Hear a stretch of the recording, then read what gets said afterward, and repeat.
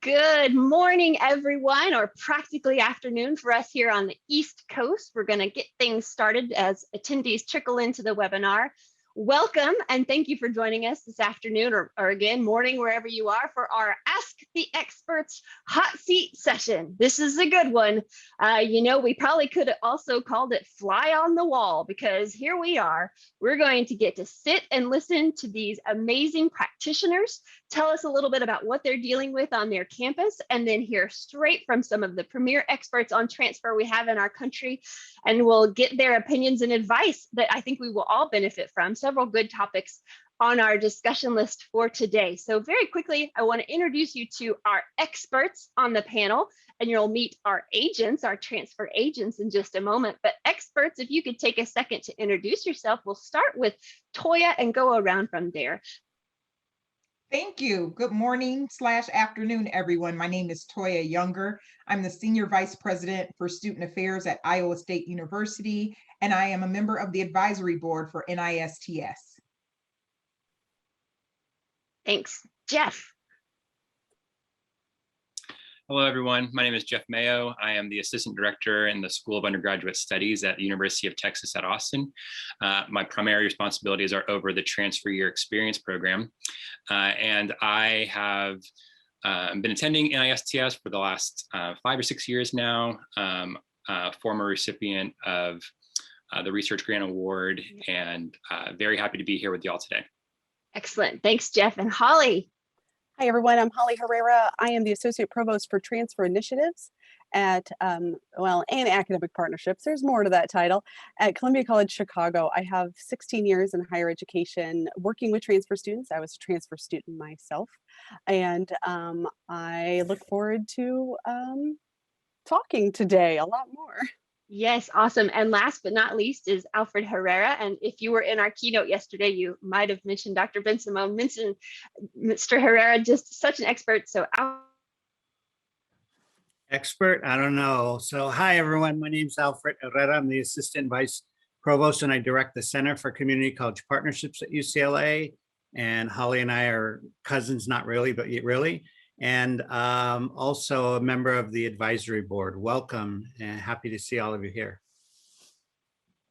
Excellent. Thank you so much. So just to give everyone an idea of how this is going to go, we've paired our experts and our agents together to talk together just briefly, about 10 minutes worth of conversation, and then we'll get some people to chime in if they have extra insights. But my name is Emily Cottrell, and I'm an assistant director here at NISTS, and so we're excited to have you with us. And to get us started, we're going to punt over to Kim and Toyia to talk about what's going there on Kim's campus. So Kim, tell us a little bit about yourself, and then let Toyia have it. Let her know what she's going to give some advice on. Oh, thank you. Good morning and good afternoon, everyone. My name is Kim Liddell.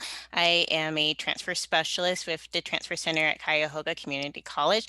We are a multi-campus college, a community college, and I work with our metropolitan campus, which is located just outside of downtown Cleveland. So thank you for taking my question today. Basically, my question really has to do with helping students really evaluate a college beyond do they accept my credits, really making sure that they feel welcome at their prospective school. So what advice do you have to help students truly feel the transfer friendliness of a college that they're looking at? And on the flip side, as we're hearing students' feedback from our experiences of talking to students one-on-one, how do we have those conversations with our four-year partners who may think they're transfer friendly, but when we get feedback from students who say, oh, I didn't really feel welcome, or I felt like I was outside of the normal student body there, how do we have those conversations with our four-year partners? You know, Kim, that's actually a really great question. And that if we had the answer to it, none of us would be attending this conference, right? We would all know what to do.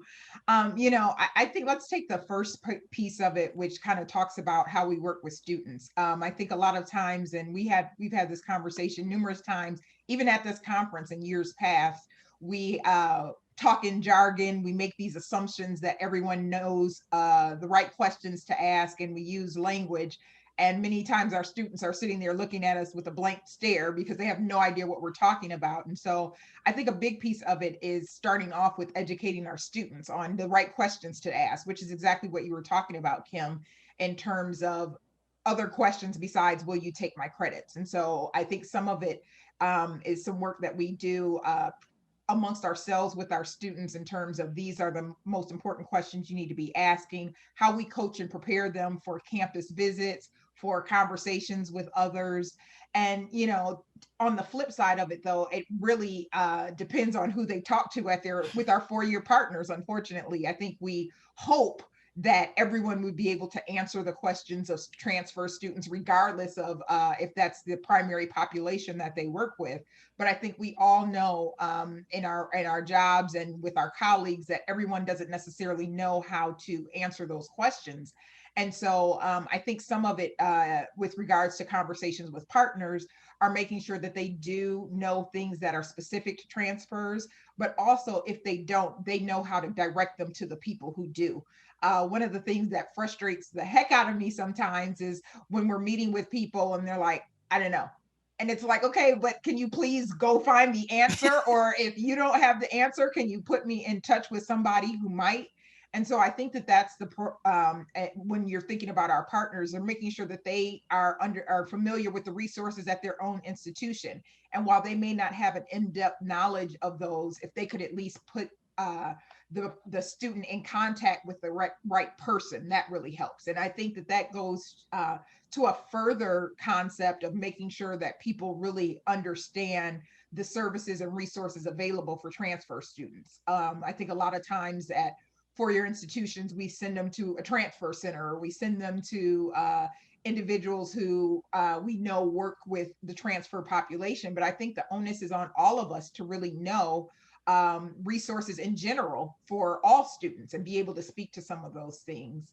I would kind of call on some of my other experts on the panel to perhaps chime in with some things that they may have done at their respective institutions. But I think you're really bringing a really important question to the forefront with regards to how we prepare for students. Thank you. Are there any experts who may want to chime in? Alfred, I think you're talking, but you're on mute, and somebody just got bingo because of that. So if you're working with a virtual bingo card like most folks do nowadays. But Alfred, do you want to speak specifically to some of the things happening at UCLA or what you all do in preparation?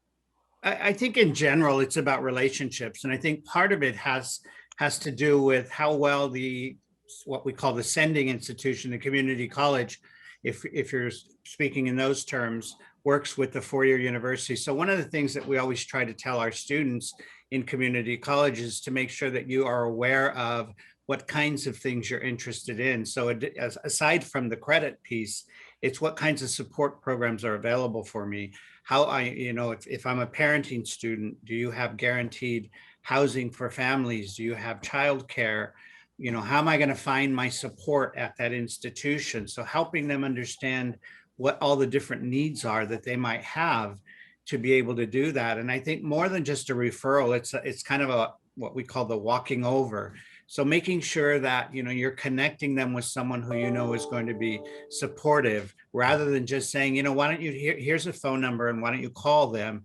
You make that call while the student's with you. You take them over there if that's feasible, but really making that connection for the students, because we know that our first gen low income underrepresented students probably aren't going to do that. If you hand them a piece of paper with the name of someone on there or an email, they're not going to do that in many cases.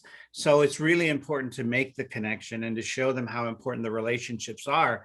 But also, I think as a community college transfer person, knowing those resources yourself are really critical, so that you can help students understand how to navigate that system and really develop those kinds of skills that are important for them to find that success. And again, just the relationship piece is really important. And one last piece is that the responsibility should not be on one person. It should not be in the transfer center or with a transfer counselor. It's an institutional responsibility, which means that everyone at that campus should have a part in helping students ensure the success of transfer. And everyone at that four-year that the student is going to go to should be ensuring that that student will succeed and graduate. and not just one office student might be working with. Great I love point, those Alfred. quotes. Yeah. I was going to say, Kim, did you want to share just briefly maybe some of the things that you are doing at Cuyahoga in terms of preparing your students when they go over? Sure. I know we definitely had pre-pandemic, we did do a lot with making sure students got a chance to actually experience the campus. It's one thing to prepare to transfer, again, on paper with seeing how credits would go, but we also wanted to make sure students got a chance to tour campus. So we actually did visit a lot of regional colleges and universities in our area that were easy for us to get to within a one-day drive, of course, and allow students to really get that opportunity to see what it's like on campus, be able to experience seeing themselves at the campus. One of the schools actually did a transfer student panel and invited some students that were transfer students themselves to share their experience, which was a really great opportunity. We've also seen a couple of times, unfortunately, when we've done a tour, obviously the tour guide was trained to work with first year students. So every few sentences they'll say, well, as a first year student, and again, the tour guide may have not realized it, and just because it is natural for them to do most of their tours for first year students, they may have not realized I need to adjust even just my language as far as with working with transfer students. So that's one of the key items we've done to help students connect. And even as we shifted to a virtual environment, we did support a virtual tour opportunity as well for our students. But we do have opportunities for students to connect with transfer admission counselors and transfer advisors, whether through virtual table visits or through our external advising opportunities, so they can get a chance to learn a little bit more. But I know we want to try to go a little bit deeper and hopefully encourage our students to ask more of those questions. And we have seen a few of our students who've become advocates once they've transferred to say, hey, what about this support program for transfer students? Or why aren't there more classes offered in the late afternoon or early evening for some of us? And so it's been really good to see some of our students being able to advocate for themselves, but we want to hopefully be able to encourage more students to do the same and really think outside the box. And definitely, again, the conversations about sending students, really appreciate how we can have more deeper conversations with our four-year partner to really kind of work together in that sending process. Well, you know, Kim, and I you think kind you of bring, answered your own, I was just going to say, you kind of answered that part two of the question, which was helping 4 years know that they're not as transfer friendly as they think. And so part of it is kind of what you just said, you know, getting back with your partners and saying, hey, you know, we had some students who came over and during the tour, they kept referring to as a first year, that was, you know, disappointing, or, you know, really kind of felt that made our students feel that they didn't necessarily belong. And so here's some examples about ways in which that you can speak to a population, even if it is on a campus tour, and talk about how, you know, identifying places that are resources for transfer students as well, incorporating them into some of the language and the scripts that you use as you're trying to share information about your university. Alfred, you were going to mention something? what she said. He does that to me all the time. And anybody who has seen, the people who have seen Alfred and I present, they know how we work together. But go ahead, Alfred. Actually, I would say, Kim, I think you have answered it. And I think the other part of it is one way to help four-year university officials understand is to maybe host some focus groups with students who have transferred. And since as a community college person, you probably have a lot of students that you're working with, bringing them together, coming up with some ideas about what's not at the university for them that they've experienced, and then setting up meetings between vice presidents, chancellors, faculty, you know, a bunch of different types of people at the four-year, and just say, here's the experiences that our students are having at your institution, and looking at ways in which they might be able to change and adopt some of those. Obviously, we know change takes a long time, but if you can point out 3 or 4 things that many students are experiencing that are negative, somebody's going to need to think about how do you make those changes. So I would say bringing a group of people together to hear the concerns of the students. And we all know students are the backbone and the foundation for all of this change. So their voices is the best way to make that change. This is such a great conversation, and I have a feeling we're going to continue some of these same points about relationship building and just reaching out and making connections as we move into our next scenario. But we're going to move ahead to our next agent expert pairing. So we're going to talk to Jessica and Holly. So Jessica, can you tell me what's going on? What can I help with? What kind of questions do you have? Hey everyone, my name is Jessica Berry. I am the admissions counselor for transfer students at Harding University. It is a private Christian four-year institution located in Searcy, Arkansas. And Searcy, just to give you some context and some direction, is an hour north of the capital city, Little Rock. So basically, I'm here because I've been tasked to recruit 200 transfer students to my institution. That wouldn't be a problem if we were well versed and well knowledgeable with the transfer world. But we've recently tapped into this transfer world 2 years ago. I'm pretty much the transfer expert here on campus for all of faculty and all of staff. And so because I'm in the admissions office, my number one focus is to meet my goal. So I can, let's face it, so I can keep my job when so I meet my goal and everything. So my question to you is, what are some strategies and lines that I can go by as I'm going to transfer fairs? And basically, where do I start to gain these transfer students to come to my institution? 200 of them. Okay. All right. And just 2 years into it. All right. Okay. Wonderful. Wow. I love a challenge. I do love a challenge. Yes. So let's definitely talk about that. So I really am data driven and data informed. So depending on access to your institutional data, I'd love to do an environmental scan to begin with. NISTS has a great resource on identifying the profile of your transfer students. And since you don't have many to begin with, I mean, it may be easy to collect some of that data, but getting to know the demographics of the students, where they're transferring from, how many credit hours they're coming in with, it just gives you a good place to start in the beginning for here. So definitely try that. Once you identify high sending community colleges, and maybe right now the high sending might be 5 or 10 students or something, you can reach out to those institutions to get more information on what they know, maybe what they need to know about Harding. And then just really engaging their transfer center or their transfer coordinator or someone that works in with the college going folks that are going to be moving on.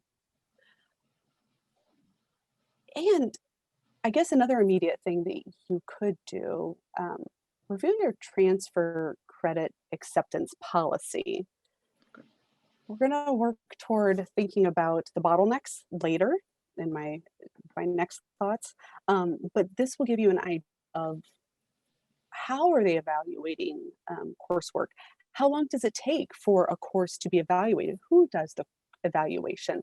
Is it in a registrar's office? Is it in admissions yourself? Or is it with the faculty? Or is it a combination of all three? Being able to identify those, the process would be really helpful as you're getting out there, because recruitment is all on relationships, right? It's building relationships. And I, as a person who's recruited I've been with higher ed 16 years, 14 of which has been with recruitment and other admission initiatives. I firmly believe you have to recruit the institution, not just the student.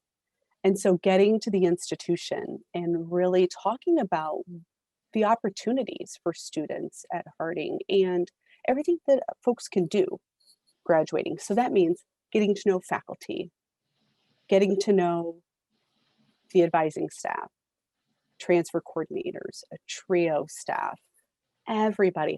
I can't drive by a community college without stopping pre-COVID times. Seriously, it take me forever to get anywhere.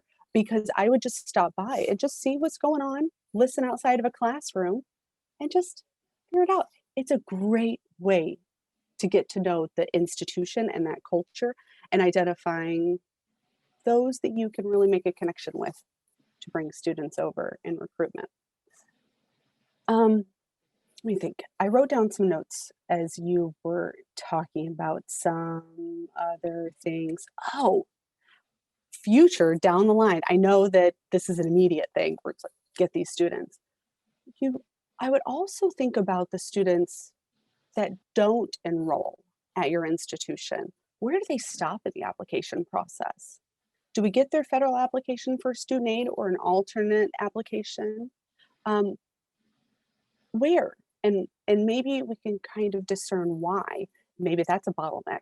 Maybe that's more of an opportunity for information to get out there to the institutions, or gaps in the website. You want to use the NISTS. This is not a advertisement for NISTS resources, but they have a great resource out there for website review. Check it out, use it. I'm using it at my institution. See if maybe there's some gaps that can be filled from that. Scholarships, check those out. If they're robust and wonderful, great. But is that self-identified, or is it outside and you've looked at peer institutions and see what it looks like? Look at Phi Theta Kappa and see if you can join PTK honor roll and get that on the website. Maybe you already are. And then you want to go into student groups and talk to them. And I love to shadow students as they're going through the application process. Meet someone, get to know them. Sometimes we just sit on a phone call or sit in a Zoom like this, and they just try to find information. I'm just listening and making notes. So, and that helps to identify things that we think are easy enough and understandable, but maybe they're not for students. So, okay, that's a whole bunch right at once.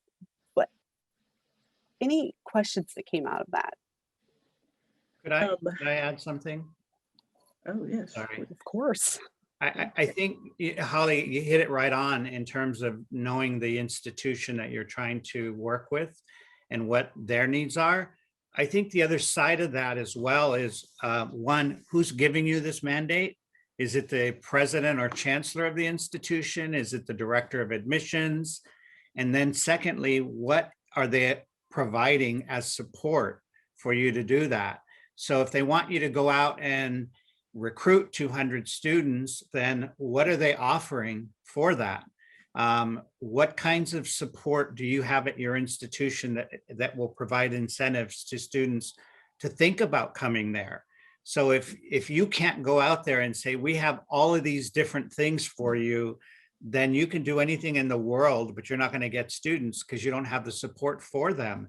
So, Holly mentioned the scholarships, critical. And the question that I would ask is, do you have scholarships that are specific to transfer students, or do they have to compete with all these other students for a scholarship? Do you have scholarships that are specific for parenting students, for foster youth, whatever the population is? And I think you need to do an assessment of your own institution to figure out, why would a transfer student want to come there? What support are they going to have? And how are you going to encourage them to come there? And so you need to have the list of kinds of support services available and why they should think about your institution. And you're going to have to get that from all of the different administrators there. And then the second part of it is, I would begin to start working on relationships between administrators from your institution. I would bring faculty together, because as Holly mentioned, it's the institution on the other end who's going to help you recruit these students. But if the faculty don't know each other, if administrators don't know each other, et cetera, it's hard for them to encourage students to go there. So you got to do a whole marketing blitz as well about what the support is available for those students. Yes, and I apologize for inserting myself here, but I love this conversation so much. And Jessica, I want you to know that advocacy and culture change takes time. So you've been given a big number, and all of these tips that you're hearing are critically important. But that kind of slow roll of advocacy with your administrators to help them understand that I can get you to 200, but it's going to take me a minute. And here's what I need. Those are conversations you'll have to practice and get comfortable with, because they may not know. They need to know and understand about transfer students the same way you do. And to the point about marketing and scholarships, I think you were able to share with us before with this call that you guys do have some dedicated transfer resources. So I can tell you this is purely anecdotal, but if I were me, I wouldn't know that necessarily, that a private institution had transfer scholarships ready for me.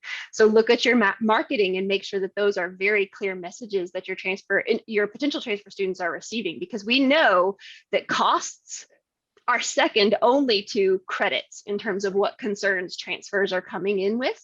So help them know that, we want you to find your right fit. We want to assure you that your credits are going to come over if they are. And then also we've got the financial resources here to assist you, and start building out that list of other resources that supplement. In the context of Arkansas, I'm from Arkansas, so I've got that in my back pocket, right? But we know that the flagship institution there is a huge draw. They've got very clear connections to a number of community colleges in the area. So you're competing with a very big hog, if you will, in Arkansas for these students. But some students need that smaller private experience to be the best fit for them. So any way you can tweak your marketing to reflect those messages, I think could be really, really powerful. And we want to sum that one up. Anybody else have something to add before we switch to the next pair? Holly, I see you ready to pounce. Yeah. I have one tiny thing too, which leads into this, is perfect. Not only do we want students to have their credits transfer and then be able to have funding in order to continue, to take a look at the academic majors themselves. Are they transfer receptive? Can a student that comes in with an associate degree, 60 credit hours or more, complete in 2 years? And so in taking a look at that is very important as well, and involving faculty in those conversations at both institutions to really get into it. Yeah. That's so good. I can only imagine you're feeling really daunted by this whole conversation, but you're on the right track. I want you to know, Jessica, and we can follow up this call later with some other, if we need to get it in bullet points or something. But any other experts want to chime in real quick before we move through? This is great. Jessica, any follow-up questions for us? Whew, how are you feeling? Just really quickly, we have sent out communication about updated scholarships and things like that. With a long list, is it wise to just go ahead and contact everyone that we sent that communication out to? So we sent flyers out to students saying our scholarships are updated. Is it wise to follow up with those students saying, hey, did you receive the mailing? How do you feel about it? I think so, absolutely. But maybe even saying, I know you got it. How ready are you to transfer to Harding? What questions do you have about this? I mean, just always with this is your next step. This is going to be great. Let's make this work, and start that partnership and that conversation. Yeah, absolutely. Always tailoring those messages to fit and catch their attention of what they're worried about. So not just, hey, we sent you this awesome flyer, but we know costs might be on your mind. We want to share with you some of the resources that are available. That kind of really direct, targeted messaging to transfers specifically. I'm aware of some. I think the other part is that you need to use your students that are currently there. Yes. To send that message, because they can speak to the whole issue better than anybody else about what it's like to be a transfer student at that institution, and what the funding is like, and what the classes are like. So utilizing that population is going to be real critical. I wholeheartedly agree with that. Getting those student stories, highlighting those in your marketing and on your website for sure.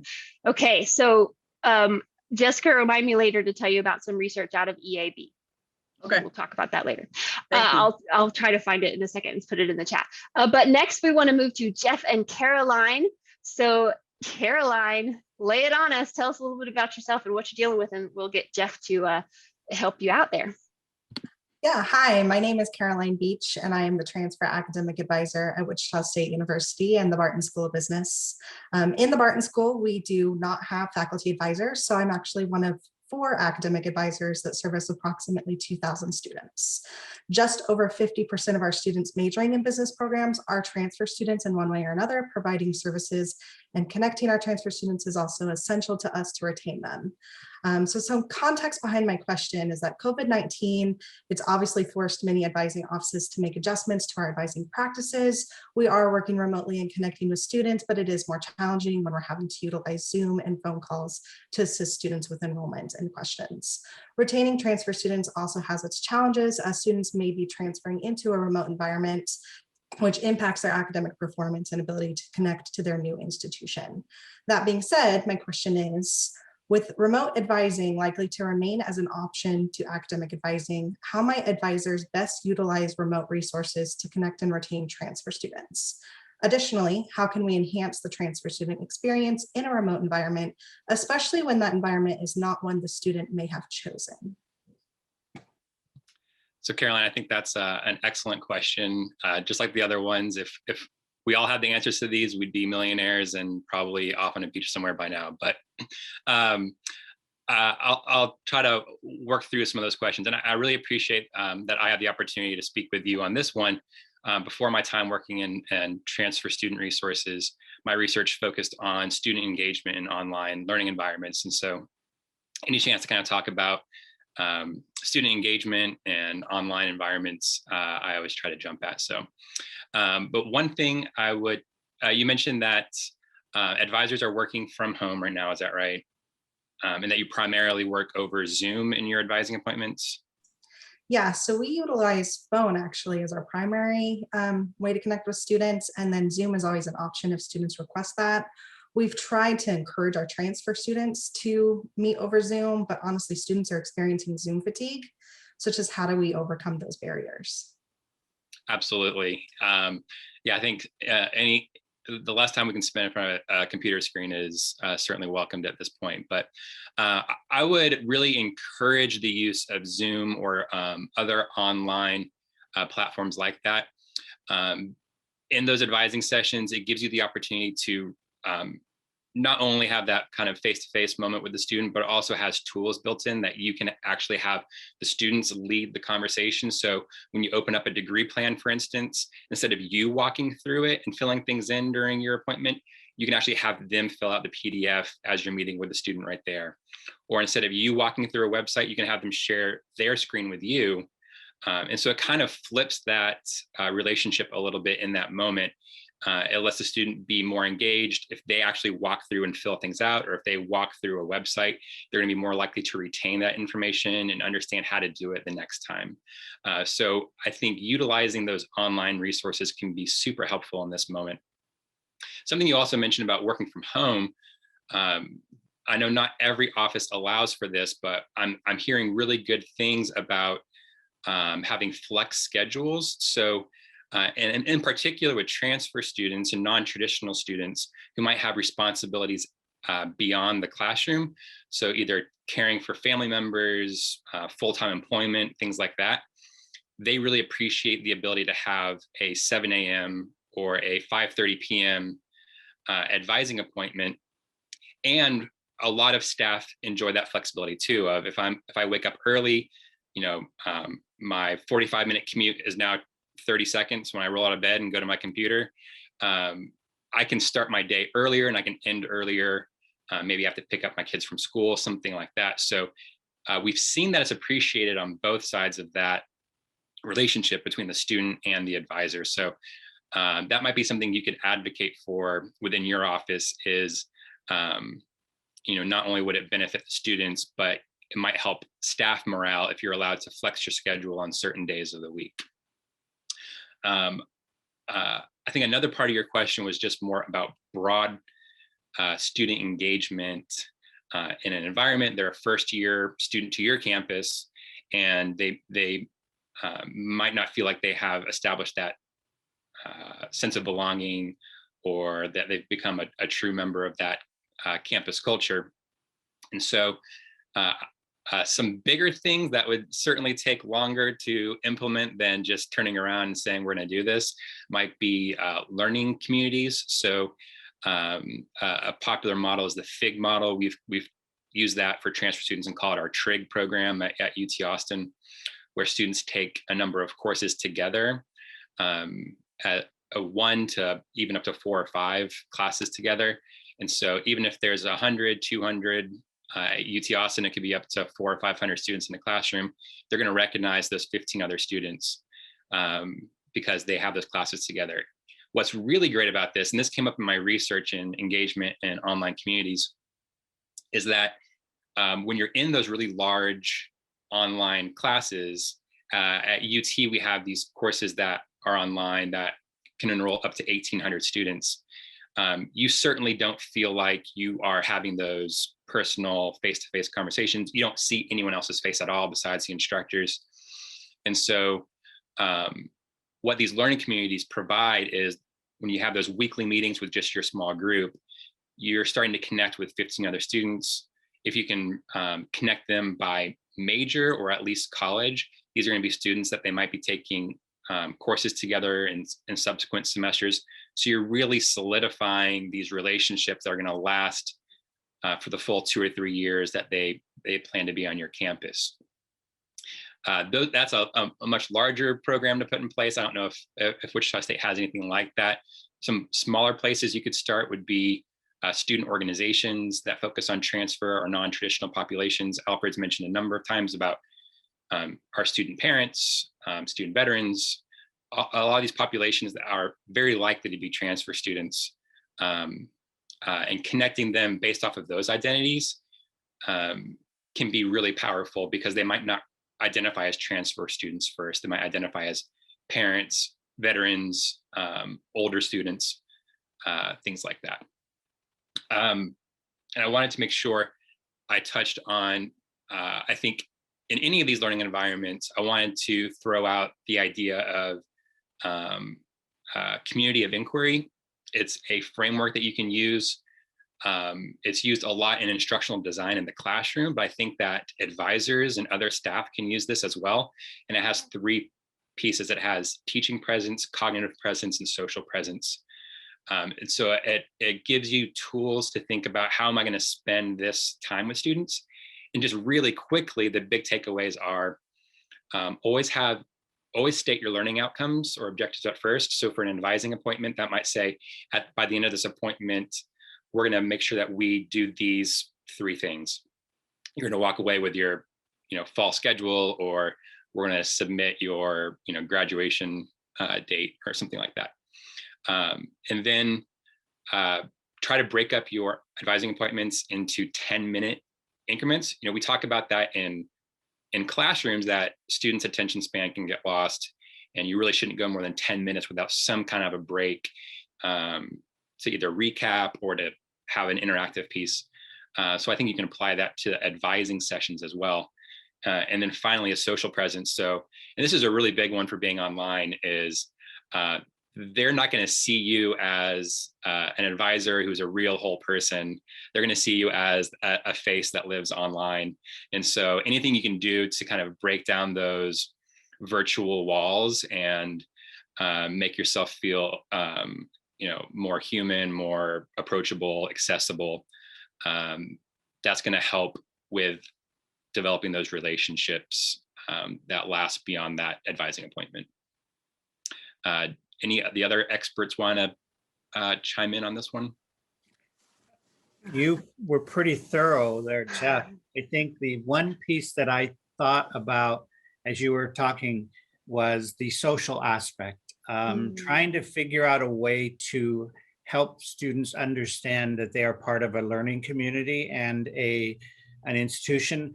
I'm working with students right now who are in their first year at UCLA, and they've never been at UCLA as a student in a physical presence.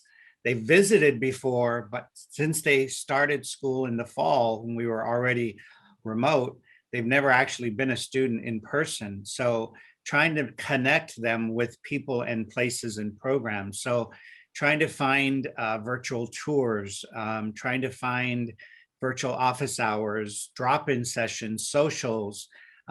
Jeff mentioned the like-mindedness, so bringing together parenting students for a social. things of that sort, where they can get connected to people outside of a classroom experience. Because you're right, the Zoom fatigue for not only the students, but all of us is real. So looking at how do you turn it in away from a formal Zoom meeting to a kind of an informal social activity, even though it's on the computer, to do that. But as much face-to-face, small group time, I think, is also helpful.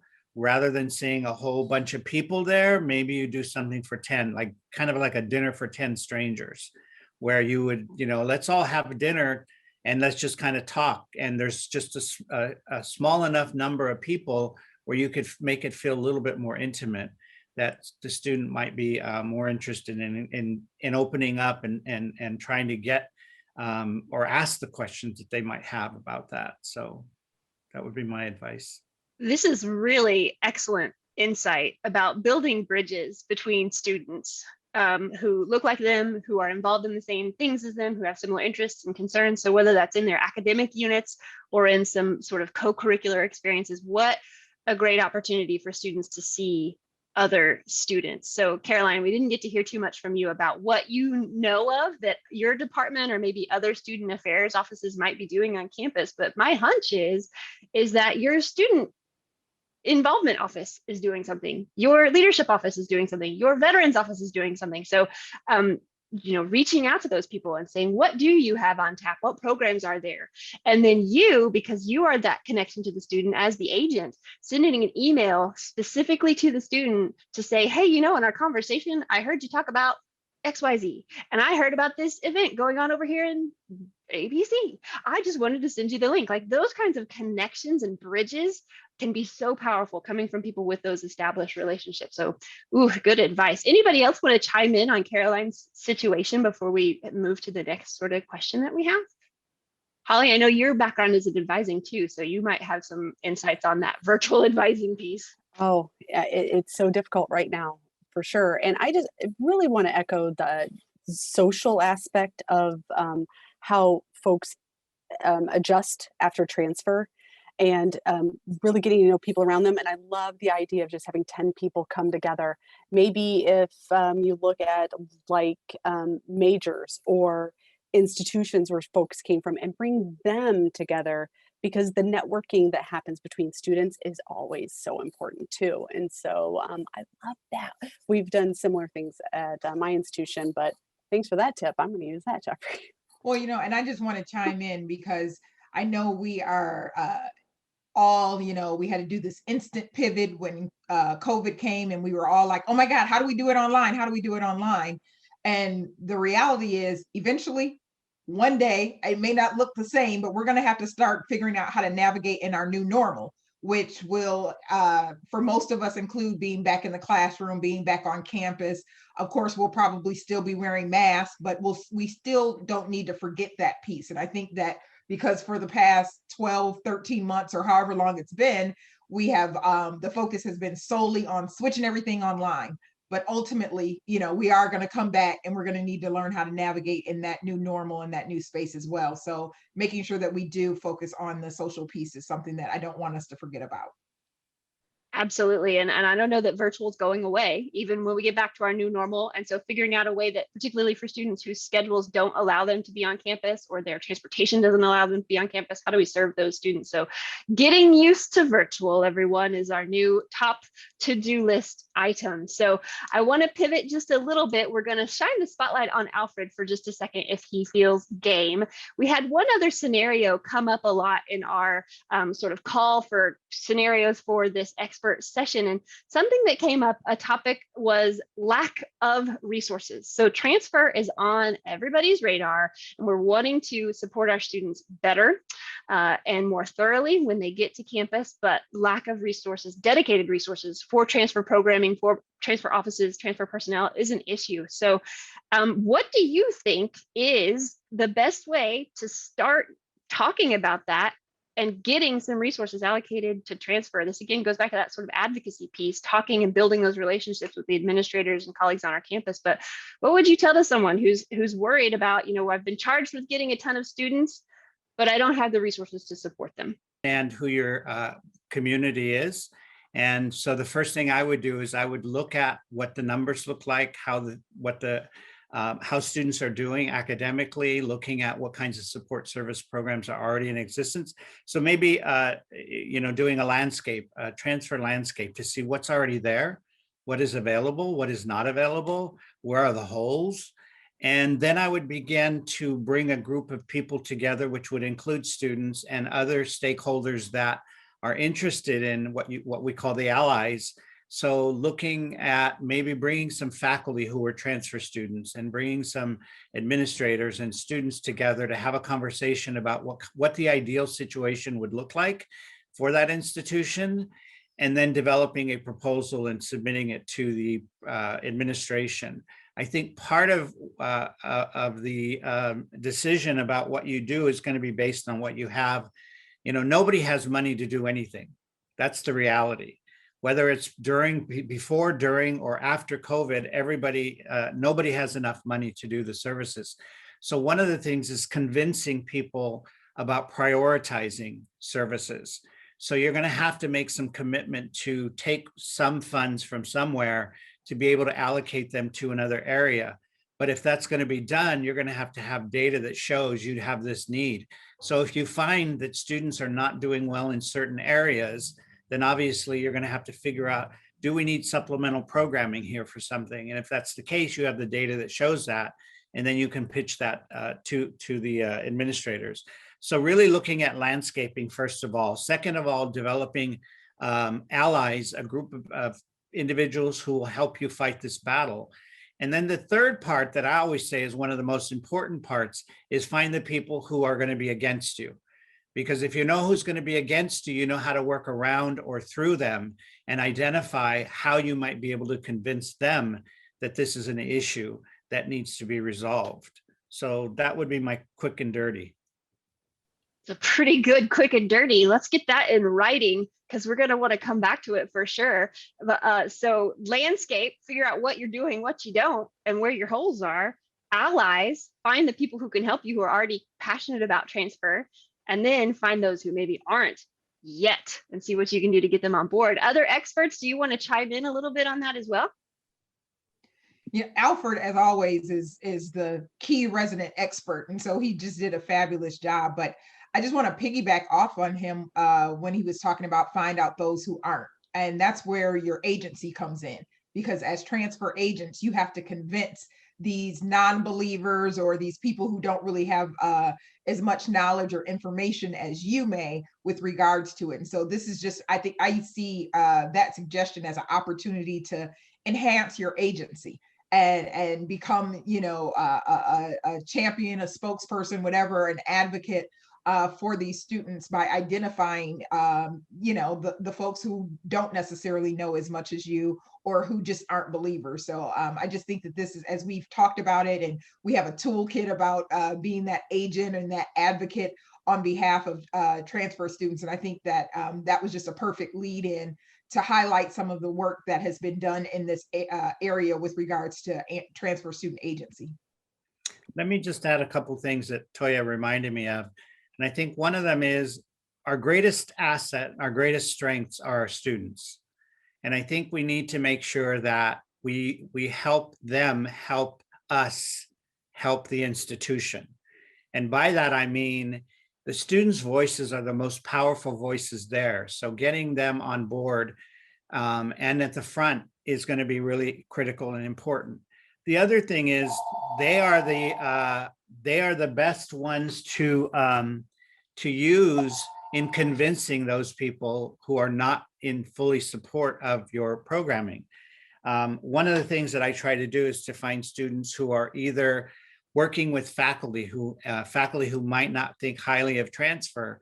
Find a student that works with that faculty who is a transfer student and let the student convince them, because the relationship is already there, and helping them go about it, approach it that way is always the way to do it. So I would just remind us of our greatest asset being our students, and making sure that they are part of the conversation from the very beginning, and that they are not brought in at the end to try to help us.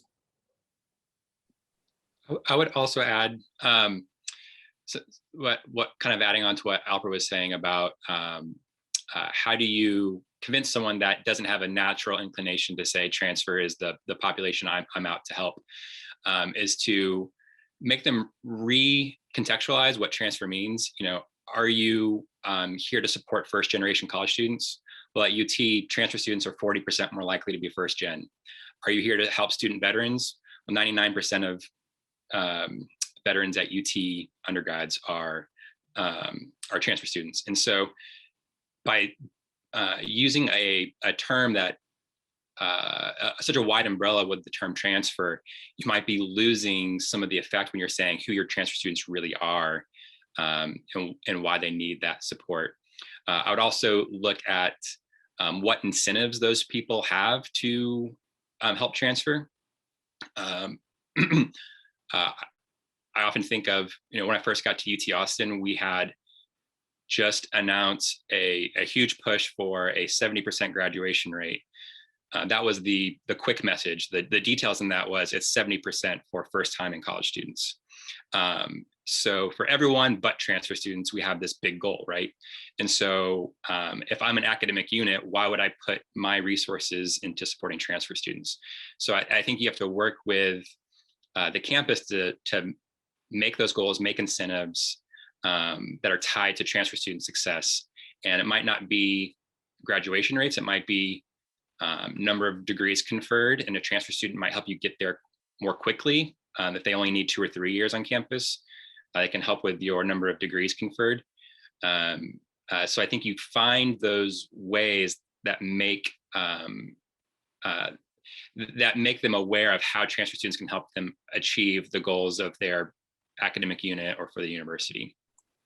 Two really valuable insights in there, Jeff, because you hit on a couple things. Making that big transfer umbrella a little bit smaller, so important because of that very diverse population of students with the other sort of terms attached to them, first generation, whatever, low income, veteran, all of those. But also that piece of make it matter for who, the incentivization piece, because transfer students are just as likely, if not more, to graduate than your students who start first time at your institution.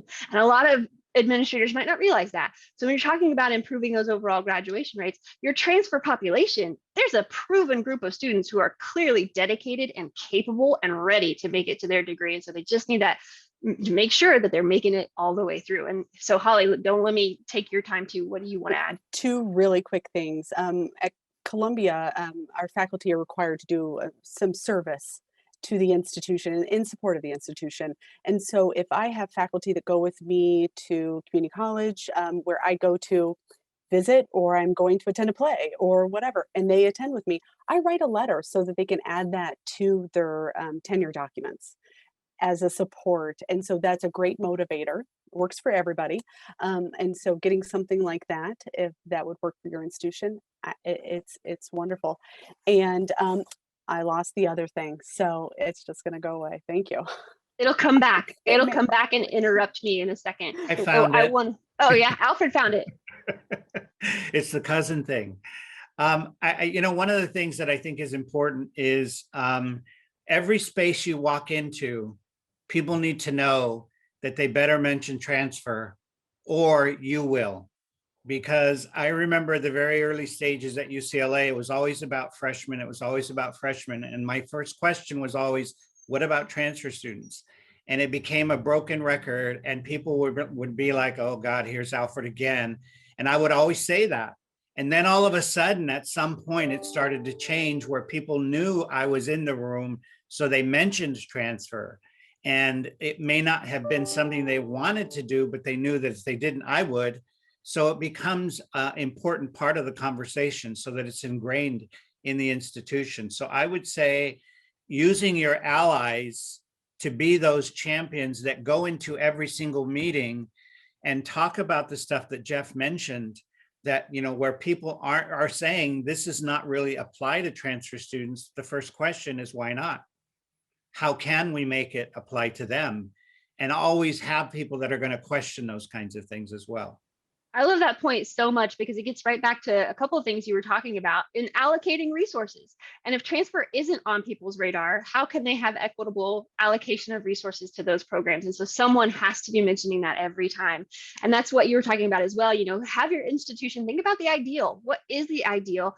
And in my mind, a culture needs to address transfer every single time they're talking about anything, just like you do. And so that's how you know you're starting to shift in the right direction, I think. So Holly, did it come back to you by chance before I?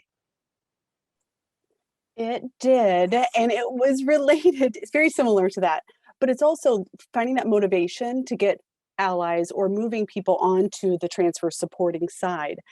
Sometimes it could be graduation or something. And it also could be that engagement for alumni and alumni engagement. And so if transfer students, we have them for 2 years, let's say, we want to get them to have the most successful experience ever. And so they are engaged as alumni and are participating afterwards. And so we have to think of the full life cycle, lifespan of a transfer student. I absolutely agree with that. So just in our last few minutes, I want to throw it back to our agents and our experts and any sort of last parting words of wisdom or advice we have for all the agents in the audience, because culture change is hard. It takes a long time. You got to have patience, but you've got to develop those relationships both with the students and with your colleagues to make some good things happen. So last parting words from anyone? I'll just say it's a marathon, not a sprint. Yeah. And so as you can see, me and Alfred have been in the trenches. That's why he's got all that gray hair. He's been working on this stuff for years. And my name may be younger, but I'm not as young and glamorous as I look. I've been in the trenches for years too. And so don't get discouraged. You know, this work, it's meaningful, and you know, sometimes we get frustrated. And that's why I love coming to this conference, to be quite honest, is because I feel like I'm actually talking to people who get what I'm talking about.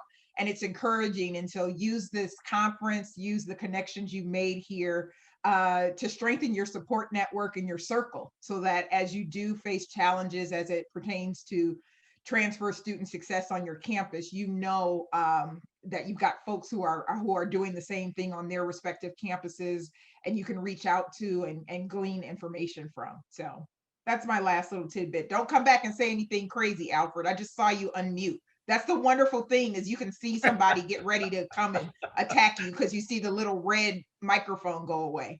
All I was going to say is what she said. She's like young, glamorous, beautiful, and I'm not old. So what she said. I love that so much. What a nice place for us to end that wonderful conversation. Thank you to our agents for being brave to be in the hot seat with us today. And thank you to our experts for giving some wonderful wisdom and insights to these scenarios. I hope the information was helpful to everyone. We're about to open the exhibit hall again for a little bit, so you can start racking up your scavenger hunt points, but please do join us back here at 2 Eastern time, 2 p.m. Eastern time for our next plenary conversation. I'm excited about this one as well. So a lot of good stuff coming. Thank you so much, everyone, for your time, and enjoy a little break and time in the exhibit hall. Thank you.